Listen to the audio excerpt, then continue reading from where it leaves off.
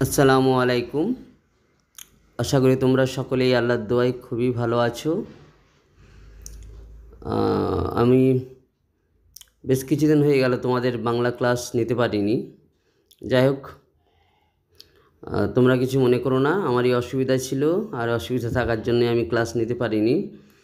ঠিক সময় মতো ভিডিও তৈরি করতে পারিনি, তার ফলে ক্লাসও নেওয়া হয়নি। যাই হোক, চলো আজকে ছোট্ট একটা ভিডিওর মাধ্যমে তোমাদের আগে বলেছিলাম আমি ওই প্রথমে একটি কবিতা পড়ালাম, তারপর সাহিত্যের ইতিহাস, তারপর আবার একটি গল্প পড়িয়েছি, আবার বলেছিলাম সাহিত্যের ইতিহাস পড়াবো, সেরকমই কিছু একটা ধরে নাও। তো চলো শুরু করি। তোমরা মন দিয়ে একটু শুনে যাও আমি কি ক্লাসে বলছি, ঠিক আছে? তাহলে হয়ে যাবে। দেখো, প্রথমেই আমি চলে যাব ওই সাহিত্যের ইতিহাস যখন শুরু করেছিলাম, তো একটু স্মরণ করে দেখো, আমি প্রথমেই বলেছিলাম যুগ বিভাগ, সেটা আমি আবার রিপিট করছি। দেখো, বাংলা সাহিত্যের ইতিহাসে যুগকে আমরা তিনটি ভাগে ভাগ করলাম। এক, আদিযুগ; দুই, মধ্যযুগ; তিন, আধুনিক যুগ। তার সঙ্গে সময়সীমা বলেছিলাম। আদি যুগের সময়সীমা হল 1000 থেকে 1200, মধ্যযুগের সময়সীমা হল 1350 বা 51 থেকে 1800, আর আধুনিক যুগের সময়সীমা হল 1801 থেকে এখনো পর্যন্ত, অর্থাৎ বর্তমানকাল পর্যন্ত।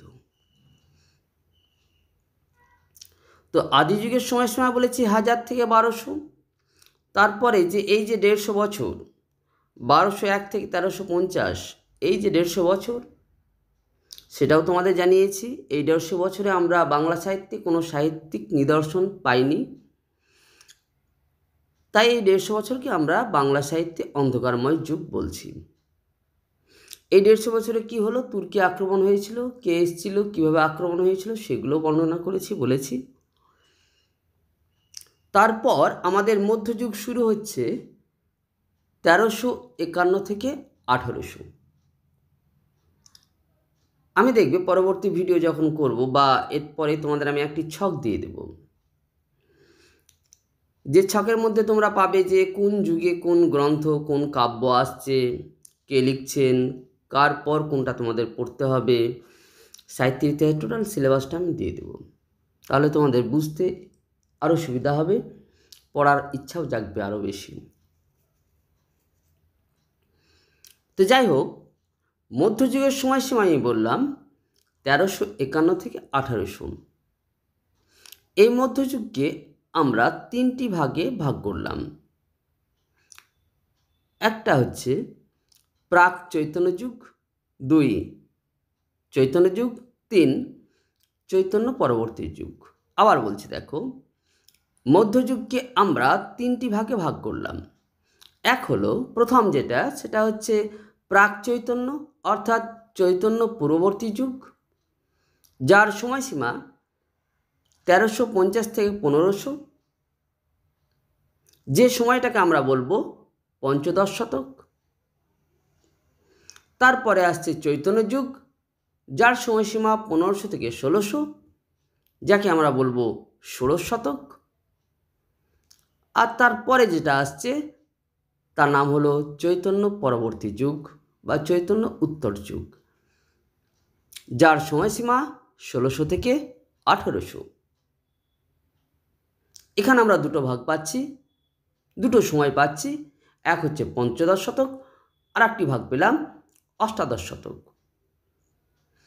তাহলে মধ্যযুগকে আমরা তিনটি ভাগে ভাগ করলাম। প্রাক চৈতন্য, যার সময়সীমা 1350 থেকে 1500, যে সময়টাকে পুরো সময়টাকে আমরা বলবো পঞ্চদশ শতক। তারপরে পাচ্ছি চৈতন্য যুগ 1500 থেকে 1600, সেই সময়টাকে আমরা বলবো ষোড়শ শতক। তারপরে শেষ পর্ব পাচ্ছি আমরা চৈতন্য পরবর্তী যুগ বা চৈতন্য উত্তর যুগ, 1600 থেকে 1800। একটা হলো সপ্তদশ শতক আর দুই হলো অষ্টাদশ শতক, দুটি আমরা পর্ব পাচ্ছি এখানে। তাহলে মধ্যযুগকে আমরা তিনটি ভাগে ভাগ করলাম, মোটামুটি বুঝতে পারলে। প্রথম ভাগ আমরা যদি শুরু করি, তাহলে প্রথম ভাগের নাম হলো প্রাক চৈতন্য যুগ বা চৈতন্য পূর্ববর্তী যুগ, যে সময়কে আমরা বলছি পঞ্চদশ শতক। তোমাদের মনে একটা প্রশ্ন জাগতেই পারে যে চৈতন্যদেবকে কেন বা চৈতন্যদেবকে নিয়ে ভাগটা শুরু হচ্ছে কেন, প্রাক চৈতন্য, চৈতন্য, চৈতন্য পরবর্তী, এরকম কেন হলো? দেখো, মধ্যযুগের একজন স্বনামধন্য ব্যক্তিত্ব আবির্ভূত হয়েছিলেন, তিনি হলেন চৈতন্যদেব। মধ্যযুগে আমরা অনেক পুরুষকে পাবো, অনেক কবিকে পাবো, অনেক সাহিত্যিককে পাবো, অনেক মহাপুরুষকে পাবো। তাদের মধ্যে একজন হলেন শ্রী চৈতন্যদেব, যিনি সারা বঙ্গ তথা সারা ভারতকে কাঁপিয়ে তুলেছিলেন। মধ্যযুগের মাইলস্টোন হচ্ছে চৈতন্যদেব। তাই তাকে কেন্দ্র করেই মধ্যযুগকে ভাগ করা হয়েছে তিনটি ভাগে। প্রথম ভাগ পেলাম প্রাক চৈতন্য 1350 থেকে 1500, সেই পুরো সময়টাকে বলছি পঞ্চদশ শতক। আমরা প্রথম ভাগটা শুরু করছি আজকে। সেই প্রথম ভাগের অর্থাৎ প্রাক চৈতন্য যুগের প্রথম সৃষ্টি, যেটা আজকে আমি আলোচনা করব, তার নাম হলো শ্রীকৃষ্ণ কীর্তন কাব্য। প্রশ্ন আসে এরকম, মধ্যযুগের প্রথম সাহিত্যিক নিদর্শন কি? উত্তর দেবে শ্রীকৃষ্ণ কীর্তন কাব্য। যদি প্রশ্ন আসে বাংলা সাহিত্যের আদি নিদর্শন কি, তাহলে তোমরা উত্তর দেবে চর্যাপদ। দেখো, আদি যুগে প্রত্যেক যুগে সাহিত্যিকরা ছিলেন, কবিরা ছিলেন, তাদের সাহিত্যিক নিদর্শন আমরা পাচ্ছি। আদি যুগ প্রথম শুরু করেছিলাম 1000 থেকে 1200, সেই সময় আমরা সাহিত্যিক নিদর্শন একখানা পেলাম যার নাম চর্যাপদ। সেখানে 24 জন কবির পরিচয় পেয়েছি, তারা সকলে বৌদ্ধ কবি। আবিষ্কার হলো 1907 সালে। হরপ্রসাদ শাস্ত্রী মহাশয় নেপালের রাজদরবার থেকে আবিষ্কার করলেন তালপাতার তৈরি এই চর্যাপদ গ্রন্থটি, যার আগের নাম ছিল চর্যাচর্য বিনিশ্চয়। ঠিক সেরকমভাবেই এটা হলো বাংলা সাহিত্যের আদি নিদর্শন হচ্ছে চর্যাপদ। কিন্তু সেই চর্যাপদ পড়তে গিয়ে আমি একটা কথা বলেছিলাম, চর্যাপদের ভাষা তোমাদেরকেও শুনিয়েছিলাম। চর্যাপদের ভাষা শুনলে গালে একবার হাত দিয়ে ভাবতেই হয় যে সত্যি কি এটি বাংলা ভাষা? আবিষ্কার করতে হয়, আলোচনা সমালোচনা করতে হয়, গবেষণা করতে হয়, তারপর একটা উত্তর আসে যে হ্যাঁ, এটা বাংলা ভাষা। কারণ কিছুটা বাংলার মতো, আবার কিছুটা বাংলার মতো নয়, আলো অন্ধকারে ঢাকা, তাই এই ভাষাকে বলা হয় আলো আঁধারি ভাষা। সে আলোচনা করতে গিয়ে বলেছিলাম চর্যাপদে কিন্তু প্রকৃত বাংলার রূপ আমরা খুঁজে পাইনি বা প্রকৃত বাংলার রূপ আমরা দেখতে পাই না। বাংলা সাহিত্যের আদি নিদর্শন চর্যাপদ হলেও চর্যাপদে আমরা প্রকৃত বাংলার স্বরূপ খুঁজে পাচ্ছি না। তারপরে পরেই আবার আবিষ্কৃত হলো, এরা 1907-এ আর এরা 1909-এ। তারপরে পরেই তার গা লাগা, গা ঘেঁষা বা সেই সময়ের পরবর্তী সময়ে আবিষ্কৃত হচ্ছে। তারপরে পরেই শ্রীকৃষ্ণ কীর্তন কাব্য, একটা যুগ শেষ, অপর একটা যুগ শুরু। যুগ কীভাবে পরিবর্তন হয় জানো? কাল কীভাবে পরিবর্তন হয় জানো? একটা গতানুগতিক ধারা, একটা গতানুগতিক ছন্দ আস্তে আস্তে যখন এক নতুন ধারা, নতুন সুর, নতুন দিক, নতুন সূর্যের উদয় হয়, তখনই আগের যুগ স্টপ আর পরবর্তী যুগ শুরু। তোমরা সাহিত্যের ইতিহাস যখন পড়বে তখন অটোমেটিক তোমরাই বুঝতে পারবে কিভাবে যুগের পরিবর্তন হলো, সেই কবিদের লেখনী, সেই কবিদের রচনাশৈলী, সেই কবিদের মনোভাব, সেই কবিদের চিন্তাধারা দেখলেই তোমরা বুঝতে পারবে। ঠিক সেরকম চর্যাপদে তাদের ভাষা কীরকম ছিল, আর আমরা শ্রীকৃষ্ণ কীর্তন কাব্যে তার ভাষা কীরকম, অটোমেটিক তোমরা বুঝতে পারবে সত্যি এটা আদিযুগ, এটা মধ্যযুগ ধরা যেতেই পারে। তো তার আগে বলি, আদিযুগ শেষ হলো, তুর্কি আক্রমণ হলো, কত ঝড় তুফান, কত রকম দুর্ঘটনা ঘটে গেল। সেই সময় আমরা কোনো সাহিত্যিক নিদর্শন পেলাম না, কোনো কবি বা সাহিত্যিক জন্মগ্রহণ করলেও সূর্যের প্রখর কিরণে তারা অটোমেটিক ঝলসে গিয়েছিল। এটা সত্যি, এই সত্যি মানতে আমাদের কোনো দ্বিধা নেই। তারপর এই যে 150 বছর চলে গেল, তারপর শুরু হচ্ছে আমাদের মধ্যযুগ।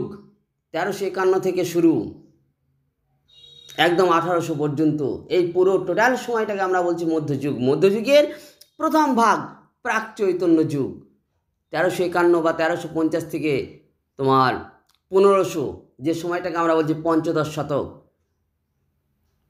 অর্থাৎ ঠিক চর্যাপদের পরে পরেই আমরা পেলাম শ্রীকৃষ্ণ কীর্তন কাব্য। আমার এইসব বলার কারণ হচ্ছে এটাই, প্রশ্ন যদি আসে বাংলা সাহিত্যের আদি নিদর্শন কি, তাহলে উত্তর দেব চর্যাপদ।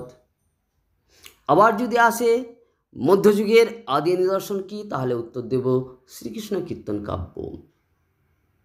আবার যদি প্রশ্ন আসে বাংলা সাহিত্যের প্রকৃত স্বরূপ আমরা খুঁজে পাই কোন গ্রন্থে প্রথম, তাহলে আমরা উত্তর দেব শ্রীকৃষ্ণ কীর্তন কাব্যে। আজকে আমি সেই শ্রীকৃষ্ণ কীর্তন কাব্য নিয়ে আলোচনা করব। তাহলে আমরা প্রথমে বুঝতে পারলাম যে শ্রীকৃষ্ণ কীর্তন কাব্য মধ্যযুগের আদি ফসল। পঞ্চদশ শতক শুরু হচ্ছে, তার প্রথমেই আমরা পেয়ে যাচ্ছি অপর একটি গ্রন্থ। প্রথম যুগ শুরুতেই প্রথম যুগে আমরা পেলাম চর্যাপদ, তারপর আমরা আর কোনো গ্রন্থ পাচ্ছি না, শুরু হলো মধ্যযুগ। মধ্যযুগের প্রথমে আবার একটি গ্রন্থ আমাদের সামনে উপস্থাপিত হলো, যার নাম শ্রীকৃষ্ণ কীর্তন কাব্য। কে লিখছেন, কোথা থেকে আবিষ্কার হলো, এই গ্রন্থে কি আছে, এইগুলি আমরা জানব। এবং তোমাদের সিলেবাসে, বাংলা সিলেবাসে শ্রীকৃষ্ণ কীর্তন কাব্য মোস্ট ইম্পর্টেন্ট একটি চ্যাপ্টার, সেখান থেকে প্রতিবারই প্রশ্ন আসে, এবারও আসবে। এবং তোমাদের ফার্স্ট টার্মে এই আমাদের শ্রীকৃষ্ণ কীর্তন আদিযুগ আছে আর শ্রীকৃষ্ণ কীর্তন কাব্য একদূর পর্যন্ত আছে, তারপর সেকেন্ড টার্ম শুরু হবে। অতএব শ্রীকৃষ্ণ কীর্তন কাব্য থেকে প্রশ্ন আসবেই, ফাইনালেও আসবে, তোমাদের ফার্স্ট টার্ম পরীক্ষাতেও আসবে। একটু গুরুত্বপূর্ণ চ্যাপ্টার, মন দিয়ে শোনো। দেখো, প্রত্যেকটি পড়া একটি গল্পের মতো, বা গল্পের মতো যদি তোমরা শুনতে থাকো তাহলে ভুলবে না কোনো দিন। আমি ঠিক সেরকমভাবেই বলার চেষ্টা করছি। এখানে দুখানি গ্রন্থ, প্রথম গ্রন্থ চর্যাপদ কীভাবে আবিষ্কৃত হলো তার ইতিহাস আমি বলেছি, ঠিক সেরকমভাবে প্যারালাল, ঠিক সেরকমভাবে সমান্তরালভাবে আমি শ্রীকৃষ্ণ কীর্তন কাব্য বলছি একই রকমভাবে, তাহলে তোমাদের বুঝতেও সুবিধা হবে। চর্যাপদ আবিষ্কৃত হলো 1907-এ। কোথায়? 1907-এ হরপ্রসাদ শাস্ত্রী মহাশয় নেপালের রয়্যাল লাইব্রেরি থেকে, নেপালের রাজদরবারে সেখানে লাইব্রেরি ছিল, সেই লাইব্রেরি থেকে তিনি আবিষ্কার করলেন। সেটি কিসে লেখা ছিল? তালপাতার তৈরি একটি পুঁথি, যার নাম চর্যাপদ।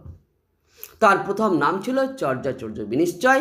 তারপর 1916-তে আমাদের বঙ্গীয় সাহিত্য পরিষদ থেকে সেটা সম্পাদিত হলো, এবং তার হরপ্রসাদ শাস্ত্রী তার নাম দিলেন চর্যাচর্য বিনিশ্চয়, বা আমাদের ওই সাহিত্য পরিষদ তার নাম দিলেন চর্যাপদ। এই ইতিহাস তোমরা জানো, আগে শুনেছো। এবার আজকে যেটা জানবো শ্রীকৃষ্ণ কীর্তন কাব্য। দেখো কীভাবে আবিষ্কৃত হচ্ছে। তার আবিষ্কারের গল্পটা একটুকু অন্যরকম, শুনলে হয়তো অবাক হয়ে যাবে। 1909 খ্রিস্টাব্দে, বাংলা তখন সময় চলছে 1316 বঙ্গাব্দ। 1909 খ্রিস্টাব্দে বা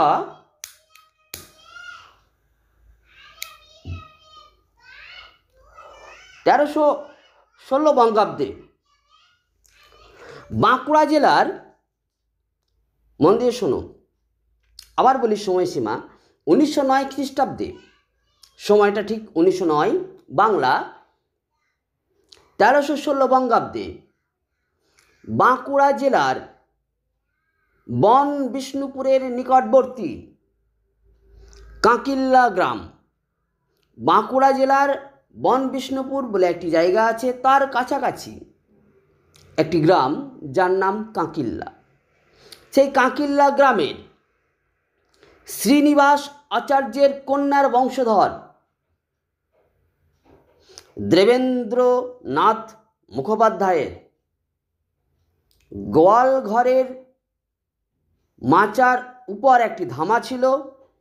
সেই ধামা থেকেই বসন্তরঞ্জন রায় বিদ্যুৎ বল্লভ শ্রীকৃষ্ণ কীর্তন কাব্যটি আবিষ্কার করেন। তাহলে বুঝতে পারছো আমাদের এই মূল্যবান গ্রন্থের আবিষ্কারের ইতিহাস কীরকম করুন, কীরকম অবহেলায় পড়েছিল সেই গোয়াল ঘরের মাচার ধামার উপরে।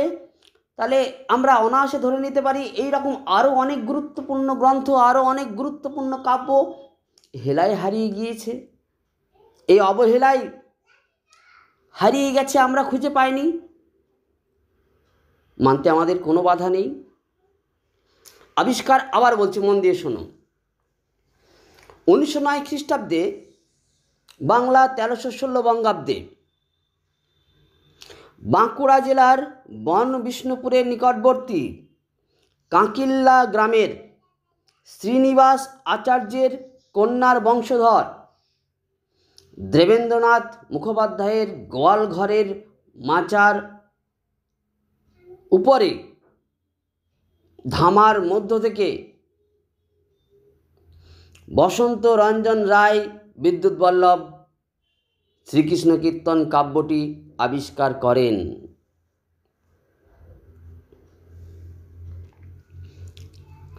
তার আবিষ্কারের ইতিহাসটি আমরা মোটামুটি বুঝতে পারলাম। আবার রিপিট করছি, 1909 সালে, 1909 খ্রিস্টাব্দে, বাংলা 1316 বঙ্গাব্দে বাঁকুড়ার কাঁকিল্লা গ্রামের দেবেন্দ্রনাথ মুখোপাধ্যায়ের গোয়াল ঘরের মাচা থেকে আবিষ্কার হয় শ্রীকৃষ্ণ কীর্তন কাব্য গ্রন্থটি বা কাব্যটি। এই কাব্য আবিষ্কার করেন, ওখানে যেমন চর্যাপদ আবিষ্কার করলেন হরপ্রসাদ শাস্ত্রী মহাশয়, এখানে শ্রীকৃষ্ণ কীর্তন কাব্য আবিষ্কার করেন, মনে রাখবে অবশ্যই ভুলবে না, বসন্ত রঞ্জন রায় বিদ্যুৎ বল্লভ। তিনি এই কাব্যটি আবিষ্কার করেন। তাহলে আমরা জানতে পারলাম আমাদের এই মহামূল্যবান কাব্য, মহামূল্যবান এই পুঁথিটি আবিষ্কার করলেন কে? বসন্ত রঞ্জন রায় বিদ্যুৎ বল্লভ। আসলে তিনি কে? তিনি হচ্ছেন একজন সাহিত্যিক বলতে পারি, বা সাহিত্য বিশারদ বলতে পারি, বা একজন গবেষক বলতে পারি। আর প্রকৃতপক্ষে তিনি ছিলেন কলকাতা বিশ্ববিদ্যালয়ের একজন অধ্যক্ষ। আর তেনার কাজ ছিল এরকম মূল্যবান গ্রন্থ, মূল্যবান পুঁথি গবেষণা করা, বের করা। ঠিক যেরকম হরপ্রসাদ শাস্ত্রী মহাশয়ের কাজ ছিল, ইনারও সেরকম কাজ ছিল, সাহিত্য নিয়ে গবেষণার কাজ করা। সেই শর্তে তিনি আমাদের আবিষ্কার করলেন এই মূল্যবান পুঁথিটি। কোথা থেকে? বাঁকুড়ার কাঁকিল্লার তোমার দেবেন্দ্রনাথ মুখোপাধ্যায়ের গোয়াল ঘরের মাচা থেকে তিনি আবিষ্কার করলেন এই শ্রীকৃষ্ণ কীর্তন কাব্য পুঁথিটি বা গ্রন্থটি। তো যাই হোক, আমরা আবিষ্কার জানতে পারলাম, কে আবিষ্কার করলেন সেটাও জানতে পারলাম। এবার আমরা জানব এই আবিষ্কৃত এই যে পুঁথি বা এই বইটি কেমন ছিল দেখতে, আকারে কেমন ছিল, সেই নিয়ে দু চার কথা বলি, শুনে নাও। এই বইটি আকারে ছিল 13.1/4 গণিত 3.3/4 ইঞ্চি।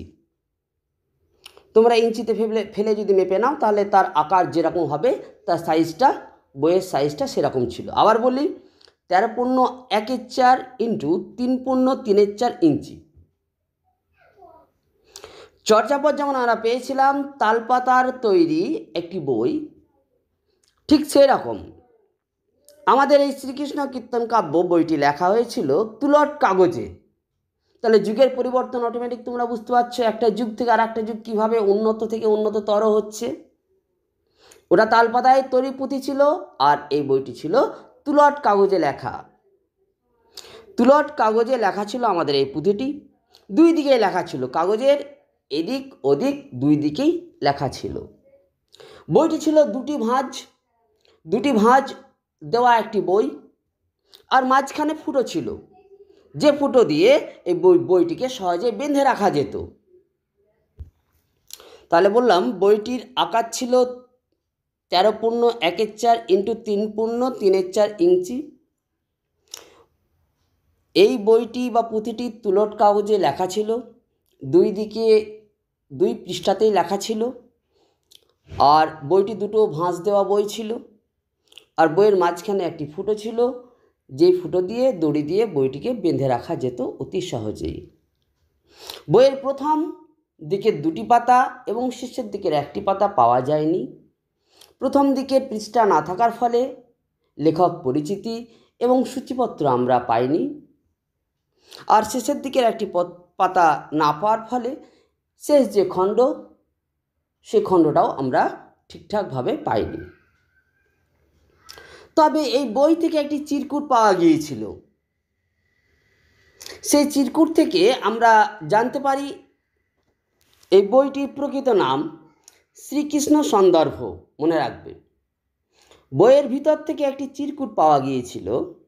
যখন বইটি আবিষ্কার করা হলো, তারপর যখন গবেষণা করা হলো, বইটি নিয়ে রিসার্চ করা হলো, কী ভাষায় লেখা, কোন সময়ে কালি এবং কাগজ দেখে সময় নির্ধারণ করা হতো, এটি আনুমানিক কোন শতকে লেখা হয়েছে, তখন সময় অনুযায়ী এটি আবিষ্কার করা হলো। মোটামুটি ওই 14 শতকের কাছাকাছি বা সময়ের এই বইটি লেখা হয়েছে। তারপর তো প্রথম দিকের পাতা নেই, কবি কে সেগুলো পরে আসছি, জানা যায়নি। কালি এবং কাগজ দেখে অনুমান করা গেল 1400 শতকে সময় এই বইটি লেখা হয়েছে, বা সেই সময়ের এই বই, অর্থাৎ মধ্যযুগের একদম শুরু হচ্ছে সেই সূচনার সময়ে এই বইটি লেখা হয়েছে। আর এই বইয়ের ভিতর থেকে একটি চিরকুট পাওয়া গেল, সেই চিরকুটের নাম ছিল শ্রীকৃষ্ণ সন্দর্ভ। তাই সেই নাম দেখে অনেকে অনুমান করে সেই বইটির নাম হচ্ছে শ্রীকৃষ্ণ সন্দর্ভ। কিন্তু আমরা বইটির নাম কিন্তু শ্রীকৃষ্ণ সন্দর্ভ পাইনি, বইটির নাম আমরা পেয়েছি শ্রীকৃষ্ণ কীর্তন কাব্য।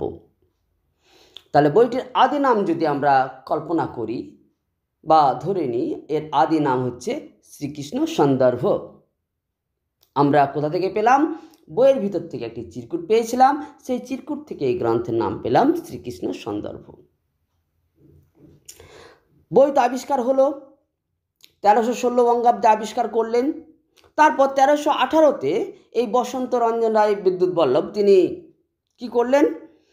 বঙ্গীয় সাহিত্য পরিষদের হাতে বইটি তুলে দিলেন। তার 2 বছর পরে 1316-তে তিনি আবিষ্কার করলেন। ইংরেজি যেটা 1909 খ্রিস্টাব্দ, বাংলা সেটা 1316-তে তিনি আবিষ্কার করলেন। 1318-তে অর্থাৎ তার 2 বছর পর, অর্থাৎ 1909 আবিষ্কার করেন, 9, 10, 11-তে বঙ্গীয় সাহিত্য পরিষদের হাতে তিনি বইটি সমর্পণ করলেন, অর্থাৎ তুলে দিলেন। তো তারা আবার সেই গবেষণা করলো, দেখলো এটা কোন ভাষায় লেখা, কোন সময়, সব ঠিকঠাক করে সেই বসন্ত রঞ্জন রায়ের তিনি আবার সম্পাদনা করলেন এবং তিনি বইটির নাম দিলেন, কারণ তার অধিকার সবচেয়ে বেশি, কারণ তিনি এই বইটি আবিষ্কার করলেন। তিনি যদি আবিষ্কার না করতেন তাহলে বঙ্গীয় সাহিত্য পরিষদ এই বইটি পেতেন না, অর্থাৎ তাকে সর্বাধিক গুরুত্ব দেওয়া হলো। কাকে? যিনি আবিষ্কার করলেন, অর্থাৎ বসন্ত রঞ্জন রায় বিদ্যুৎ বল্লভকে সর্বাধিক গুরুত্ব দেওয়া হলো।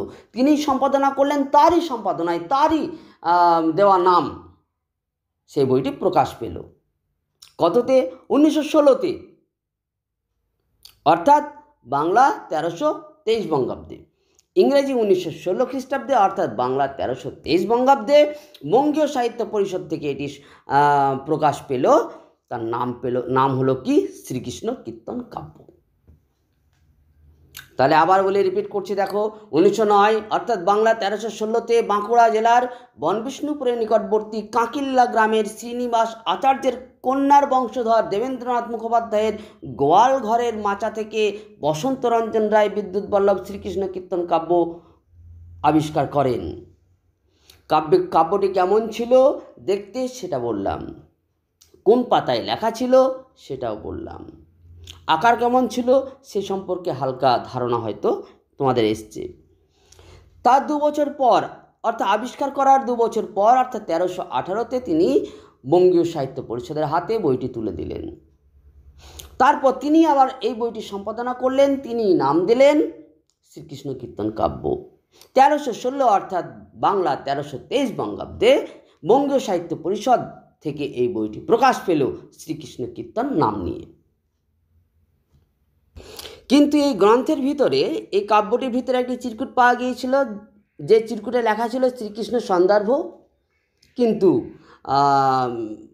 আমাদের যিনি সম্পাদনা করলেন, যিনি আবিষ্কার করলেন বসন্ত রঞ্জন রায়, তিনি মনে করলেন যে না, এই নাম আমি রাখবো না। তাই তার ইচ্ছা হলো, তিনি বইটি গবেষণা করলেন, বিশ্লেষণ করলেন, বিচার করলেন, তিনি নাম দিলেন শ্রীকৃষ্ণ কীর্তন কাব্য। তাই সেই নিয়ে কোনো মতবিরোধ নেই, তার দেওয়া নামটি মেনে নেওয়া হলো। অর্থাৎ আমাদের আবিষ্কৃত গ্রন্থটির নাম হলো শ্রীকৃষ্ণ কীর্তন কাব্য। বঙ্গীয় সাহিত্য পরিষদ থেকে প্রকাশ পেল কততে? 1916 বাংলা 1323 বঙ্গাব্দে। অবশ্যই মনে রাখবে।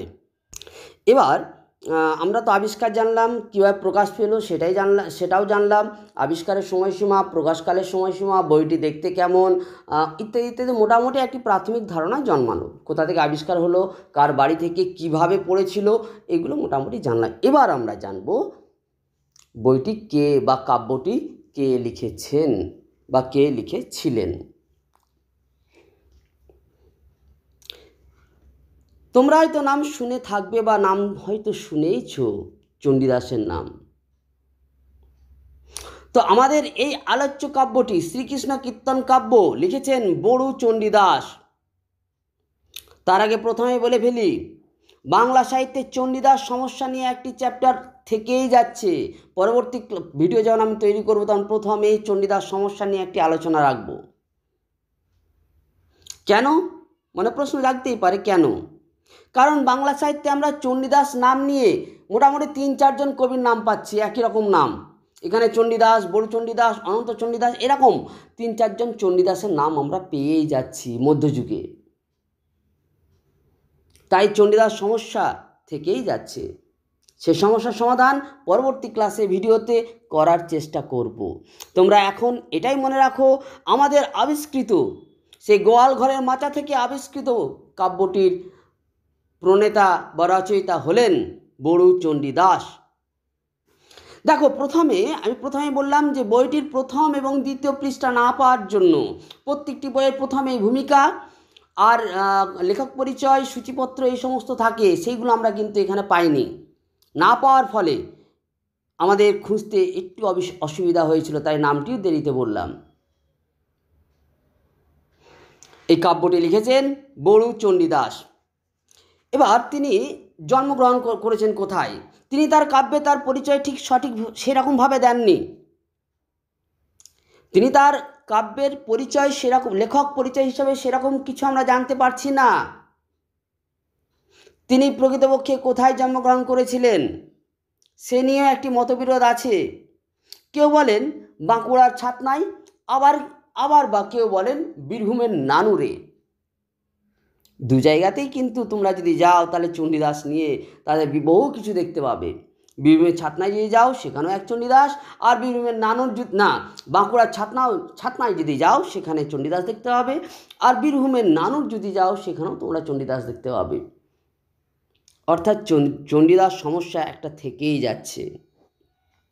যাই হোক, তোমাদের সমস্যায় পড়া দরকার নেই, তোমরা এতটুকুই মনে রাখো, আমাদের আবিষ্কৃত গ্রন্থটির বা কাব্যটির নাম হলো শ্রীকৃষ্ণ কীর্তন কাব্য। এটি লিখেছেন বড়ু চণ্ডীদাস, এই নিয়ে কোনো সন্দেহ নেই। আর এই সন্দেহ আছে এখানে যে চণ্ডীদাসের জন্ম কোথায়, বাঁকুড়ার ছাতনায় না বীরভূমের নানুর। যাই হোক, তোমরাও সেটাও মেনে নাও, দু জায়গার মধ্যে কোনো এক জায়গা হতে পারে, তবে সঠিক এখনও বলা যায়নি। তিনি বাঁকুড়ার ছাতনায় জন্মগ্রহণ করেছিলেন না বীরভূমের নানুরে জন্মগ্রহণ করেছিলেন।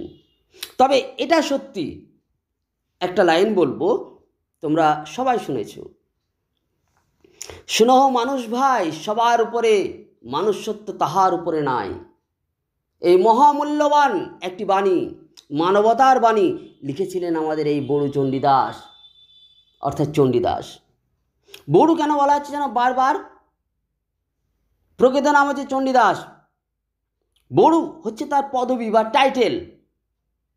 তিনি ছিলেন কৌলিন্য অর্থাৎ ব্রাহ্মণ। বড়ু তৎকালীন সময়ে নামকে ছোট করে বিকৃত করে ডাকা হতো। বড়ুকে যদি আমরা ভাঙি তাহলে আসবে বাড়ুজ্যে, বাড়ুজ্যেকে যদি আরও বিশ্লেষণ করি তাহলে আসবে বন্দ্যোপাধ্যায়, তাহলে বন্দ্যোপাধ্যায়কে ছোট্ট করে বাড়ুজ্যে, বাড়ুজ্যেকে ছোট্ট করে বড়ু, অর্থাৎ বড়ু হচ্ছে তার একটি পদবি, যার প্রকৃত পরিচয় হচ্ছে বন্দ্যোপাধ্যায়। তাহলে মোটামুটি সন্দেহ দূর হলো। বড়ু চণ্ডীদাস, বড়ু হচ্ছে তার পদবি। কৌলিন্য, তিনি ছিলেন ব্রাহ্মণ, তাই কৌলিন্য পদবি হচ্ছে বড়ু। বন্দ্যোপাধ্যায় থেকে বাড়ুজ্যে, বাড়ুজ্যে থেকে সংক্ষেপে বড়ু। তিনি নান্দেড়ে জন্মগ্রহণ করুক বা ছাতনায় জন্মগ্রহণ করুক বাঁকুড়ার, তিনি কিন্তু এই কাব্যটি নিঃসন্দেহে লিখেছেন, সেটা আমাদের মানতে কোনো দ্বিধা নেই। এক কথায় তিনি হচ্ছেন মানবতাবাদী কবি। তার মানবতার একটি মন্ত্র আগেই বলে দিলাম, শোনো মানুষ ভাই সবার উপরে, মানুষ সত্য তাহার উপরে নয়, সত্যি একটি মানবতাবাদী একটি কথা। তাহলে তিনি নিঃসন্দেহে মানবতাবাদী কবি। আর এই মানবতাবাদী কবি লিখে ফেললেন আমাদের শ্রীকৃষ্ণ কীর্তন কাব্য। এই শ্রীকৃষ্ণ কীর্তন কাব্য আমরা পাচ্ছি বাংলা সাহিত্যে, কিন্তু তারও আগে রচিত হয়ে গেছে কবি জয়দেবের গীত গোবিন্দম কাব্য। আমাদের বড়ুচণ্ডীদাস সেই গীত গোবিন্দ, কবি জয়দেবের গীত গোবিন্দ কাব্যকে বা গীত গোবিন্দম কাব্যকে অনুসরণ করে সেখানেও রাধাকৃষ্ণের প্রেমলীলা, আর এখানেও পাচ্ছি রাধাকৃষ্ণের প্রেমলীলা, কিন্তু পার্থক্য আছে, ডিফারেন্স আছে। যদি আমরা আরও গভীরে যাই তাহলে পার্থক্য কী আমরা বুঝতে পারবো। হিন্দুমহল এই বইটিকে নিতে অপছন্দ করে কেন? কোন বইটিকে? শ্রীকৃষ্ণ কীর্তন কাব্যকে নিতে অপছন্দ করে কেন? আর আগ্রহের সহিত গীত গোবিন্দম বা আরও অন্যান্য গ্রন্থ, শ্রীকৃষ্ণ বিষয়ক গ্রন্থকে নিতে পছন্দ করে কেন? কারণ কি পরে বলছি। তাহলে আমরা কি বললাম? যে আমাদের শ্রীকৃষ্ণ কীর্তন কাব্য রচিত হওয়ার বা প্রকাশিত হওয়ার আগে, রচিত হওয়ার আগেই আমাদের বাংলা সাহিত্যে চলে এলো কবি জয়দেবের গীত গোবিন্দম কাব্য। সেখানেও রাধাকৃষ্ণ বিষয়ক প্রেমলীলা কবি লিখছেন কবি জয়দেব। সেই কাব্যকে অনুসরণ করে কবি চণ্ডীদাস লিখলেন শ্রীকৃষ্ণ কীর্তন কাব্য। তারও কাব্য, সেটা সংস্কৃতে লেখা গীত গোবিন্দম কাব্য। সেখানে রাধাকৃষ্ণের প্রেমলীলা আছে, রাধাকৃষ্ণের তাদের লীলা খেলা আছে। তারা সেখানে দেখানো হয়েছে রাধাকৃষ্ণ একজন ভগবান। সত্যি তারা তো ভগবান, তোমরা জানোই হিন্দু মতানুসারে রাধা এবং কৃষ্ণ হচ্ছে ভগবান, বিষ্ণু এবং লক্ষ্মীর অবতার হিসাবে তারা এই মর্তে জন্মগ্রহণ করেছিলেন। কেন সেগুলো আমরা যেমন শ্রীকৃষ্ণ কীর্তন কাব্য আরও বিস্তারিত আলোচনা করব তখন আমরা জানব। তাহলে সেখানে অর্থাৎ গীত গোবিন্দম কাব্য যদি আমরা পড়ি, গীত গোবিন্দম কাব্যে আমরা দেখতে পাবো সেখানেও রাধাকৃষ্ণকে নিয়ে লেখা আছে। কবি জয়দেব লিখেছেন সেখানে রাধাকৃষ্ণ একজন দেবতা হিসেবে দেখিয়েছেন। তাদের দৈবিক ক্রিয়াকলাপ আমরা দেখতে পাচ্ছি তার এই গ্রন্থে। সেই গ্রন্থ অনুসরণ করে তার পরবর্তী ক্ষেত্রে কবি চণ্ডীদাস বা বড়ু চণ্ডীদাস যাই বলি না কেন, তিনি লিখলেন শ্রীকৃষ্ণ কীর্তন কাব্য। কিন্তু পার্থক্য একটা থেকেই যাচ্ছে। পার্থক্য কি? দেখো, বৈষ্ণব সাহিত্যিকদের কাছে আমাদের এই শ্রীকৃষ্ণ কীর্তন কাব্যটি একটি নিন্দিত কাব্য হিসাবে তারা মনে করেন। তাই তারা এই শ্রীকৃষ্ণ কীর্তন কাব্যকে, শুধু বৈষ্ণবরা নন, পুরো হিন্দু মহল এই বইটিকে অপছন্দ করেন। কেন? তার কারণ কি? কারণ হচ্ছে একটাই। দেখো, অন্যান্য সমস্ত শ্রীকৃষ্ণ কৃষ্ণ বিষয়ক যে সমস্ত তোমরা কাব্য গ্রন্থ পড়বে বা দেখবে, সেখানে কৃষ্ণকে এবং রাধাকে যেভাবে উপস্থাপিত কবি বা সাহিত্যিকরা করেছেন, এখানে কবি চণ্ডীদাস রাধা এবং কৃষ্ণকে সেইভাবে উপস্থাপিত করেননি। যদি সাপোজ তার সামনেই রয়েছে গীত গোবিন্দম কবি জয়দেবের, সেটাকে যদি আমরা দেখি, সেখানে রাধা এবং কৃষ্ণকে একজন ভগবান হিসাবে উপস্থাপিত করেছেন। রাধাকৃষ্ণ কে? রাধাকৃষ্ণ প্রকৃতপক্ষে হলো, এগুলো পরে আবার জানবে, রাধাকৃষ্ণ প্রকৃত জন্মখণ্ড যখন আমরা পড়বো তখন আমরা জানতে পারবো রাধাকৃষ্ণকে। রাধাকৃষ্ণ হলো তোমার ওই হিন্দুদের যেমন প্রধান দেবতা বিষ্ণু, কৃষ্ণ হলো বিষ্ণু, বিষ্ণুর অবতার কৃষ্ণ। আর বিষ্ণুর স্ত্রী হলো লক্ষ্মী, সেই লক্ষ্মী হলেন তোমার রাধা। অর্থাৎ বিষ্ণু এবং লক্ষ্মীর অবতার হিসাবে এই যুগে জন্মগ্রহণ করলেন রাধা এবং কৃষ্ণ। জন্মের কারণ কি? প্রতিটা যুগে একজন করে অবতার ভগবান বা ঈশ্বর বা আল্লাহ পাঠিয়েছিলেন। তার কারণ কি? প্রত্যেকটি যুগে পাপ কর্ম হয়েছে, সেই পাপী তাপীদের ধ্বংস করার জন্য, দুষ্টের দমন, সৃষ্টের পালন করার জন্য প্রত্যেক যুগে যুগাবতার এসছে এক একটা করে। ঠিক সেরকমভাবেও আমাদের এই কলিযুগে এলো কৃষ্ণ কংসকে বধ করার জন্য। তার মামা কংস অত্যাচারী রাজা ছিলেন, সে তাকে বধ করার জন্য, তার অত্যাচারে সমগ্র বাংলা কেঁপে উঠেছিল, প্রজারা পীড়িত হচ্ছিল, তাই তাকে বধ করার জন্য এই আমাদের মর্তে বৈষ্ণব ধর্ম প্রচার করার জন্য বিষ্ণুর অবতার হিসাবে কৃষ্ণ এই মর্তে জন্মগ্রহণ করল। কিন্তু তার তো একজন সঙ্গিনী দরকার।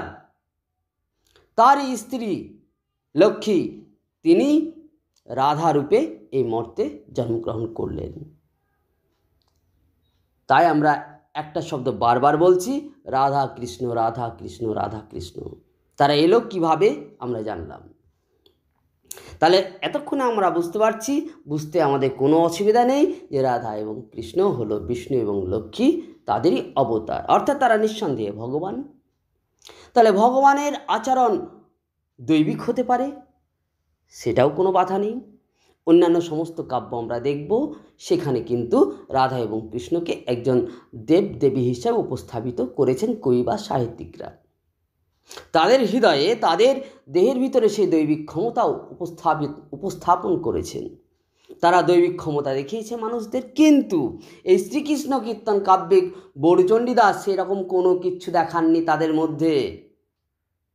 একজন সাধারণ মানুষ হিসাবে দেখিয়েছেন, একজন সাধারণ নর এবং নারী হিসাবে উপস্থাপিত করেছেন এই রাধা এবং কৃষ্ণকে, একজন সাধারণ মানুষ হিসাবে। কীরকম সাধারণ মানুষ? মধ্যযুগের মানুষদের আচরণ যেমন ছিল ঠিক সেই রকম আচরণ তিনি ফুটিয়ে তুলেছেন তাদের মধ্যে। দৈবিক ক্রিয়াকলাপ তো কিচ্ছু নেই, তাহলে আমাদের শ্রীকৃষ্ণ কীর্তন কাব্যে আছে কি? আগেই বলেছি, শ্রীকৃষ্ণ কীর্তন কাব্য হলো রাধা কৃষ্ণের প্রেম লীলা বিষয়ক একটি কাব্য বা গ্রন্থ বা পুঁথি বা পুস্তক। তাহলে শ্রীকৃষ্ণ কীর্তন কাব্যে কি আছে? রাধা এবং কৃষ্ণের প্রেম লীলা আছে। সে তো অন্যান্য কাব্যেও আছে, সে তো গীত গোবিন্দও আছে, বৈষ্ণব পদাবলী যখন পড়বো সে তো অন্যান্য অনেক কাব্যে আছে সেসব। এটাতে পার্থক্য কি? পার্থক্য এটাই, এই কাব্যে কেবলমাত্র বড়চণ্ডীদাসই একটি অনন্য ভঙ্গিতে লিখলেন, যে ভঙ্গি সমাজ নিন্দিত। বৈষ্ণব সাহিত্যিকরা এই বইটিকে ছুঁড়ে ফেলে দিচ্ছেন যে না, এই বই আমাদের নয়, আমাদের দেবদেবী এরকম হতে পারে না, এরকম চরিত্রহীন হতে পারে না, এরকম লম্পট হতে পারে না। কবি বড়চণ্ডীদাস তার এই কাব্যের রাধা কৃষ্ণের ভিতরে বিশেষ করে কামুক রসের দুর্বার ক্ষুধা তিনি জ্বালিয়ে তুলেছেন দাও দাও ভাবে, দাও দাও করে। আবার কি বললাম? তিনি তার তৈরি কৃষ্ণের ভিতরে কামুক রসের দুর্বার ক্ষুধা জ্বালিয়ে তুলেছেন। তাহলে বুঝতে পারছো তিনি কীরকম কৃষ্ণকে এখানে তুলে ধরেছেন। তিনি এখানে শুধু কৃষ্ণকে তুলে ধরেননি, তিনি কৃষ্ণ এবং রাধার মধ্যে তৎকালীন মানুষের চরিত্রকে তুলে ধরার চেষ্টা করেছেন। তাহলে সেই দৃষ্টিভঙ্গিতে, সেই অ্যাঙ্গেলে শ্রীকৃষ্ণ কীর্তন কাব্য অবশ্যই একটি গুরুত্বপূর্ণ গ্রন্থ মধ্যযুগের। শ্রীকৃষ্ণ কীর্তন কাব্য না থাকলে আমরা মধ্যযুগের সমাজ ব্যবস্থা জানতে পারতাম না, সেই যুগের মানুষজন কেমন ছিল সেটা আমরা জানতে পারতাম না।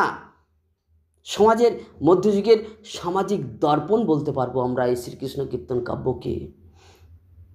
বৈষ্ণব সাহিত্যিকরা যত এই বইটিকে ছুঁড়ে ফেলে দিক না কেন, এই বইটির গুরুত্ব নিঃসন্দেহে যথেষ্ট। তৎকালীন সমাজ ব্যবস্থার একটি নিদারুণ নিখুঁত আমরা জলছবি দেখতে পাচ্ছি। তাহলে আমরা মধ্যযুগের নিখুঁত চিত্র আমরা খুঁজে পাচ্ছি এই শ্রীকৃষ্ণ কীর্তন কাব্যে। তাহলে এখানে আমরা কি পেলাম? এই শ্রীকৃষ্ণ কীর্তন কাব্যে বড়চণ্ডীদাস তিনি কৃষ্ণকে একজন সাধারণ মানুষ হিসাবে চিহ্নিত করেছেন। কৃষ্ণকে তিনি একজন দুশ্চরিত্র লম্পট হিসেবে অঙ্কন করেছেন, যার মধ্যে আছে পর স্ত্রী রাধাকে ভোগ করার দুর্বার বাসনা। পর স্ত্রী কেন বলছি? রাধা এবং কৃষ্ণের সম্পর্ক হচ্ছে মামিমার সম্পর্ক। রাধার সঙ্গে কৃষ্ণের বিয়ে হয়নি এই জগতে, কিন্তু প্রকৃতপক্ষে তুমি যদি লক্ষ্য রাখো, কৃষ্ণের প্রকৃত স্ত্রী হচ্ছে রাধা। কারণ কৃষ্ণ যদি বিষ্ণু হয় আর বিষ্ণুর যদি স্ত্রী লক্ষ্মী হয়, লক্ষ্মী যদি এই জন্মে রাধা হয়, তাহলে কৃষ্ণের স্ত্রী নিঃসন্দেহে রাধা। কিন্তু দুর্ভাগ্যবশত সে, আমরা যখন খণ্ডগুলি পড়ব তখন আমরা বলবো, সে নিয়ে আলোচনা করব। তো যখন কথা প্রসঙ্গে এলো তখন বলে ফেলি। তো দুর্ভাগ্যবশত রাধার সঙ্গে এই জগতে এ জন্মে বিয়ে হলো আয়হান বা আয়ান ঘোষের। ঘোষদের একজন ব্যক্তি যার নাম হচ্ছে আয়হান বা আয়ান ঘোষ, তার সঙ্গে রাধার বিয়ে হলো। কিন্তু আয়ান ঘোষ ছিল নং পুরুষ, সে নং পুরুষের সঙ্গে বিয়ে হলো রাধার। সে কেন নং পুরুষের সঙ্গে বিয়ে হলো সেটাও আমি পরে ভিডিওতে বলবো, যখন পরবর্তী ক্লাস এই খণ্ডগুলি যখন আলোচনা করব সেই নিয়ে তখন ব্যাখ্যা হবে। তো এই হালকা হয়ে বলে রাখছি, একটু জেনে রাখো যে রাধার সঙ্গে বিয়ে হলো আয়হান ঘোষ বা আয়ান ঘোষ। সে আয়ান ঘোষ ছিল নং পুরুষ, অর্থাৎ সেক্সুয়াল ক্ষমতা তার মধ্যে ছিল না। তো সেই পরস্ত্রী রাধাকে ভোগ করার দুর্বার বাসনা তিনি জাগিয়ে তুলেছেন কৃষ্ণের মধ্যে। তাহলে এই রকম কৃষ্ণকে বড়চণ্ডীদাস অঙ্কন করেছেন তার এই কাব্যে। তাদের মধ্যে দৈবিক ক্রিয়াকলাপ আমরা বিন্দুমাত্র দেখতে পাই না। শুধুমাত্র জন্মখণ্ড যদি দেখি তো সেখানে আমরা হালকা দেখতে পাবো, আর যদি কালিয়া দমন খণ্ড বলে একটি খণ্ড আছে সেখানে যদি দেখি সেখানে আমরা হালকা এক টুকরো জলছবি দেখতে পাবো দৈবিক ক্রিয়াকলাপ। তার বাইরে দৈবিক ক্রিয়াকলাপ বিন্দুমাত্র কিচ্ছু নেই। যা আছে শুধু সমাজ নিন্দিত তাদের ব্যবহার, যে ব্যবহার, যে চরিত্র বা যে ঘটনা, যে ক্রিয়াকলাপ, যে কথাবার্তা, যে ব্যবহার, সে ব্যবহার মধ্যযুগের কোনো মানুষ, মধ্যযুগী কোনো যুগের কোনো মানুষ মেনে নেবে না। ঠিক সেই রকম চরিত্র তুলে ধরেছেন কবি বড়চণ্ডীদাস তার শ্রীকৃষ্ণ কীর্তন কাব্যে রাধা ও কৃষ্ণের মধ্য দিয়ে। তবে আবার কি জানো, আবার কেউ কেউ এই গ্রন্থ নিয়ে বহু সমালোচনা হয়েছে, আবার কেউ কেউ এই গ্রন্থটিকে পর্নোগ্রাফি বলে মন্তব্য করেছেন। কারণ এত অশ্লীল ব্যবহার দেখিয়েছে এই কৃষ্ণ রাধার প্রতি। পরস্ত্রী হওয়া সত্ত্বেও রাধা যেরকম, কৃষ্ণ যেরকম আচরণ করেছেন, যেরকম কথাবার্তা বলেছেন, শুধু তাকে ভোগ করার কামনা বাসনা। প্রেম বলতে গেলে সেরকম কিছুই প্রেম নেই, তার প্রেম হচ্ছে মানে দৈহিক প্রেম, তাকে ভোগ করার কামনা বাসনা। এই সমস্ত অ্যাঙ্গেলে, এই সমস্ত দৃষ্টিভঙ্গিতে অনেক সাহিত্যিক বা অনেকেই এই গ্রন্থটিকে একটি পর্নোগ্রাফি বলে মন্তব্য করেছেন। যাই হোক, সেই মন্তব্যগুলি আমরা দূরে রাখি। আমাদের পাঠ্য সিলেবাসে আছে, আমাদের পড়তে হবে এবং জানতে হবে। আমরা 13টা খণ্ড যদি পড়ি, আমি এখন আজকে যে কথাগুলি বললাম 13টা খণ্ড যখন আমরা পড়বো তাহলে দেখবে আমি কেন এই সমস্ত কথাগুলি বলছি, তোমরা অটোমেটিক বুঝতে হবে, তখন আমাকে এই শব্দগুলি বলতে হবে না। 13টি খণ্ডের মধ্যে রাধা এবং কৃষ্ণের কী রূপ ব্যবহার আছে, কৃষ্ণ রাধার সঙ্গে কী রকম ব্যবহার করেছেন, সেই ব্যবহারগুলি যখন আমরা জেনে যাব তখন অটোমেটিকই বুঝতে পারবো বৈষ্ণব সাহিত্যিকরা এই গ্রন্থটিকে কেন নিতে অপছন্দ করছেন বা কেন লুকিয়ে রাখার চেষ্টা করছেন এই শ্রীকৃষ্ণ কীর্তন কাব্যটিকে। আসলে প্রকৃতপক্ষে কি জানো, কবি চণ্ডীদাসও এরকম গ্রন্থ লিখতে চাননি। তিনি কেন চেয়েছেন, দুটি কারণ। এক হচ্ছে সেই সময় বাঁকুড়ার যে রাজবংশ ছিল, বাঁকুড়ায় রাজবংশ আছে, তোমরা যদি যাও তাহলে দেখতে হবে, তখন ছিল মল্ল রাজাদের শাসন চলছিল। সেই তাদের খুশি করার জন্য, সে মল্ল রাজাদের খুশি করার জন্য, তাদের দৃষ্টিভঙ্গি, তাদের চাহিদা অনুযায়ী তিনি এই কাব্যের এই সমস্ত মানে কথাবার্তা, এই সমস্ত ব্যবহার তিনি রাধা এবং কৃষ্ণের মধ্যে ফুটিয়ে তুলেছিলেন। বাস এইটুকুই।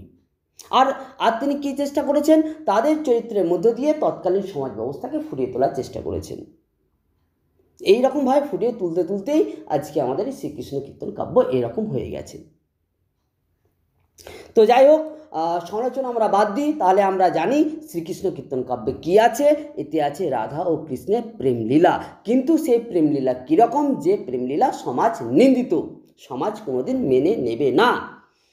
বড়চণ্ডীদাস এখানে যে কৃষ্ণকে অঙ্কন করেছেন সেই কৃষ্ণের মধ্যে তিনি কি ফুটিয়ে তুলেছেন, যে কামুক রসের দুর্বার ক্ষুধা তিনি ফুটিয়ে তুলেছেন। আর কি ফুটিয়ে তুলেছেন, তিনি পরস্ত্রী রাধাকে ভোগ করার কামনা বাসনা সর্বদাই ফুটিয়ে তুলেছেন তার মধ্যে। তাহলে এগুলো তো ঠিক না, এগুলো তো সমাজ কোনোদিন মানবে না, তাই এটি সত্যি সমাজ নিন্দিত একটি গ্রন্থ। তো যাই হোক, অনেক দূর চলে এলাম। প্রথমে আমরা জানলাম কীভাবে আবিষ্কার হলো, কে আবিষ্কার করলো, কোথা থেকে আবিষ্কার করা হলো, কত সালে সেটা জানলাম।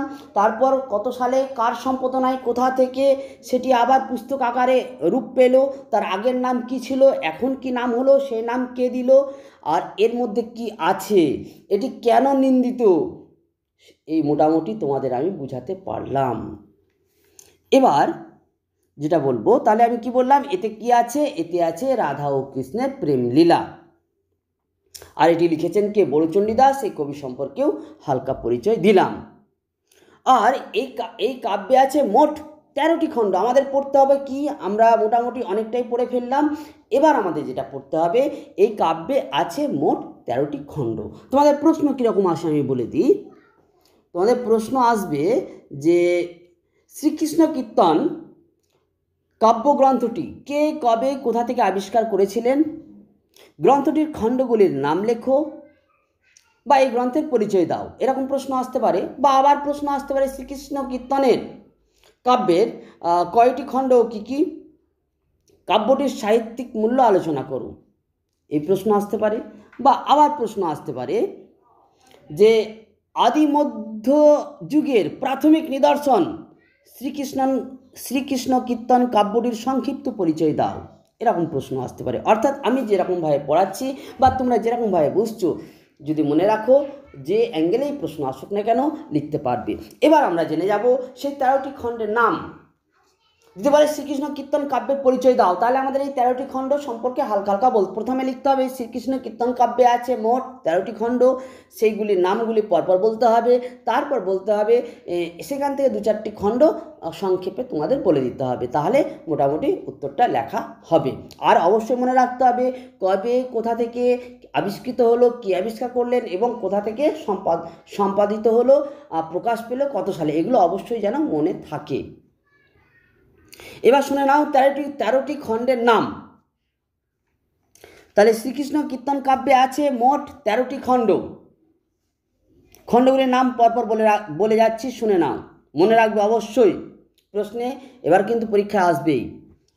প্রথম জন্মখণ্ড, তারপর পরপর বলে যাচ্ছি, জন্মখণ্ড, তাম্বুলখণ্ড, দানখণ্ড, নৌকাখণ্ড, ভারখণ্ড, ছত্রখণ্ড, বৃন্দাবনখণ্ড, কালিয়াদমন খণ্ড, যমুনা খণ্ড, হারখণ্ড, বানখণ্ড, বংশীখণ্ড ও শেষ 13 নম্বর পর খণ্ড হচ্ছে রাধা বিরহ।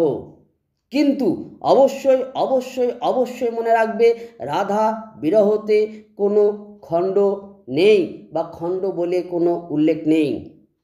প্রত্যেকটা পর্বে কিন্তু খণ্ড নাম যুক্ত আছে, তোমরা বই যদি বার করো তাহলে দেখতে হবে জন্মখণ্ড, তাম্বুলখণ্ড, দানখণ্ড, নৌকাখণ্ড, ভারখণ্ড, ছত্রখণ্ড, বৃন্দাবনখণ্ড, কালিয়াদমনখণ্ড, যমুনাখণ্ড, হারখণ্ড, বানখণ্ড, বংশীখণ্ড ও রাধা বিরহ। তাই প্রশ্ন আসে, বারবার প্রশ্ন আসে, আর বারবার তোমরা ভুল করো। শ্রীকৃষ্ণ কীর্তন কাব্যের শেষ খণ্ডটির নাম কি? এমসিকিউ যদি দেয় রাধা বিরহ খণ্ড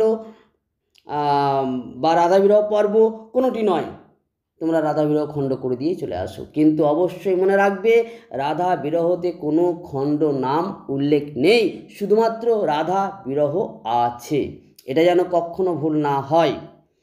তাহলে 13টি পর্বের নাম বললাম, আবার রিপিট করছি, একদম সুন্দরভাবে মনে রাখবে। 13টি খণ্ডের নাম লিখতে হবে পরীক্ষায়।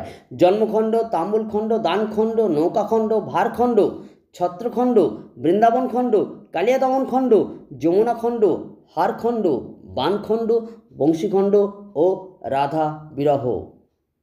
রাধা বিরহতে কোনো খণ্ড নেই, অবশ্যই মনে রাখবে। তাহলে আমরা জানতে পারলাম এই গ্রন্থের নাম গ্রন্থে বা এই কাব্যের নাম জানলাম, কাব্যে কি আছে সেটা জানলাম, আর কাব্যের ভিতরে আরও কি আছে সেটা জানলাম। আছে কি 13টা খণ্ড, 13টি খণ্ডের নাম আমরা জানতে পারলাম।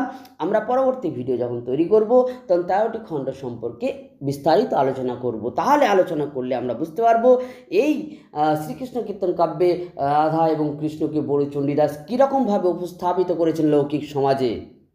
আর আসলে রাধাকৃষ্ণ হচ্ছেন একজন দেবদেবী, দেবদেবীর ছায়ামাত্র এই কাব্যে আমরা দেখতে পাবো না। তাই হিন্দু মহল বা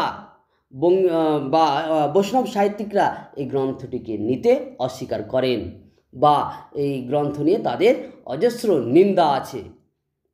যাই হোক, সেগুলি বাদ দিই। এবার আসি, এই কাব্যে আছে চরিত্র সংখ্যা। এই কাব্যে আছে মোট 3টি চরিত্র। ভিডিওটি অনেকটি বড় হয়ে গেল, আর বেশি দূর আগাবো না, এখানেই শেষ করব। এই কাব্যে আছে মোট 3টি চরিত্র।